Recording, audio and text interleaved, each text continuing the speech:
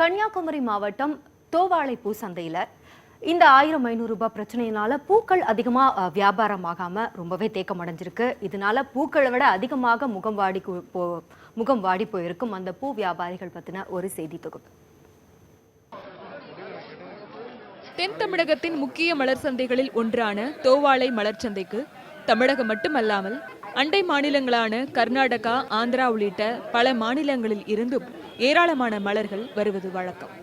இதேபோல கேரளா உள்ளிட்ட வெளி மாநிலங்களுக்கும் வெளிநாடுகளுக்கும் இங்கிருந்து பூக்கள் விற்பனைக்காக அனுப்பப்படுகிறது. இந்நிலையில் 500 மற்றும் 1000 ரூபாய் பழைய நோட்டுகள் செல்லாது என்ற மத்திய அரசின் திடீர் அறிவிப்பால் பூக்களின் விலை கடும் வீழ்ச்சியடைந்திருப்பதாக கூறுகிறார் பூ விவசாயி தங்கவேல். இந்த 1000 ரூபாய் 500 ரூபா நோட்டை மாற்ற சொன்னதுலேருந்து எங்கள் பூ ஒன்றுமே விலை இல்லாமல் போயிடுச்சு. 500 ரூபாய் மல்லிகைப்பூ 1000 ரூபாய்க்கு பிச்சு பூ விற்கக்கூடிய நேரத்தில் இப்போ 100 ரூபாய்க்கு 50 ரூபாய் வித்துட்டு இருக்குது.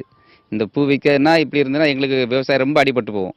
அப்புறம் இந்த ரூபாயை கொண்டுட்டு நாங்கள் பேங்குக்கு போனால் அங்கே ரொம்ப வேகப்பட்ட சிரமங்கள் இருக்குது. அங்கே போய் 2000 ரூபா நோட்டு தந்தாங்கன்னா 2000 ரூபா நோட்டு மாற்றுறதுக்கு எங்களுக்கு சில்லறை இல்லாமல் நாங்கள் இருக்கிறோம். ஒரு உரம் வாங்க போனாலும் அந்த உரம் வாங்க போகிற இடத்துக்கும் சில்லறை வேணும். அதுவுமே இல்லாமல் இப்போ ஒன்றுமே செய்ய முடியாமல் நாங்கள் ரொம்ப கஷ்டத்தில் இருந்துட்டு இருக்குது.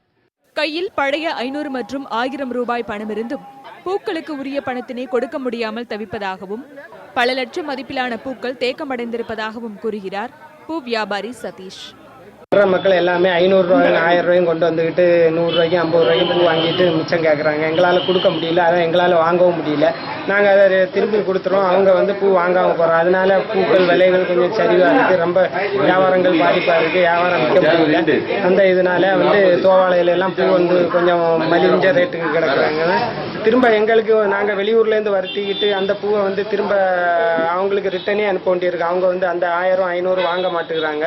அதனால அந்த பூவையும் எங்களால் வாங்க முடியல. நாங்கள் பணம் கொடுத்தா அவங்க அது வேண்டாங்கிறாங்க. 500 வேண்டாங்கிறாங்க, 1000 வேண்டாங்கிறாங்க. அதனால தொழில் கொஞ்சம் பாதிப்பு.